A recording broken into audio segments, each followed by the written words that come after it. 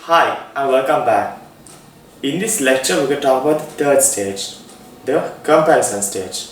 So in this stage a customer will compare and contrast similar products or services.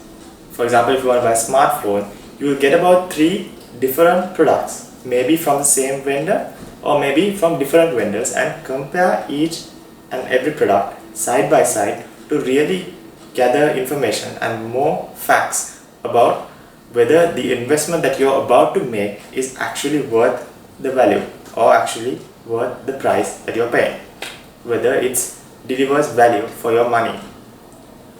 For customers, this is a very good stage because it helps to get a better understanding of what are the alternatives to the product that you are about to make and what are the additional features that the competitors' products offers.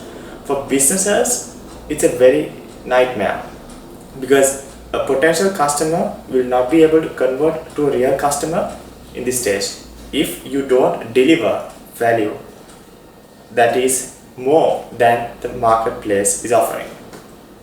So customers will compare side by side and decide, okay, I made my choice to go with this product with this company and discard the rest.